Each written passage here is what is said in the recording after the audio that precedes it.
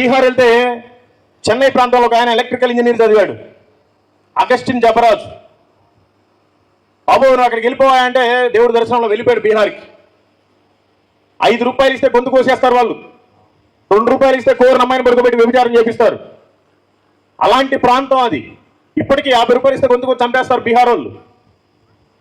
అలాంటి ప్రాంతంలో సేవ చేయమంటే సైకిల్ మీద రోజుకి 80-100 కిలోమీటర్లు తిరిగాడంట సువార్త నిమిత్తం. ఆయన అసలు బీహార్కి నేను ఏం చేయగలను మొత్తం రీసెర్చ్ చేస్తే బీహార్లో 52 గ్రామాల్లో ఓన్లీ వ్యభిచారమే చేస్తారు. భార్య వ్యభిచారం చేస్తుంటే భర్త కాపలా ఉంటాడు, డోర్ దగ్గర ఎవరు రాకుండా, రెండో కస్టమర్. వాళ్ళకి ఆ నిరోధులు కండోములు పిల్లలే వెళ్ళి కుట్టి దగ్గరికి వెళ్ళి కొనుక్కొస్తారు.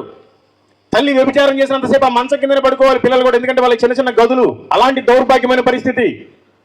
వాళ్ళందరినీ కూడా ఆయన గ్యాదర్ చేసి 52 గ్రామాల్లో ఉండే ప్రజలందరికీ కోసం ఆయన హాస్టల్స్ పెట్టి ఆ వ్యభిచారం ఎవరైతే చేస్తున్నారో వాళ్ళ పిల్లలందరూ ఈయన చదివిస్తున్నాడు. మన దేశంలో అతి కిరాతమైన భయంకరమైన దొంగలు రౌడీలంతా బీహార్లోనే ఉంటారు.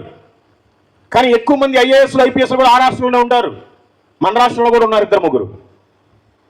వాళ్ళ పిల్లలు కూడా ఈ రోజున ఆయన స్కూల్ ఆయన కాలేజీలోనే చదువుతున్నారు. జెమ్స్ ఆర్గనైజేషన్ అని మీరంతా గూగుల్లో కొట్టండి, వస్తుంది. వాళ్ళు క్రైస్తవులు, వాళ్ళు మిషనరీలు. మనం ఎవరికి క్రైస్తవులం? పేరుకు మాత్రమే క్రైస్తవులమా?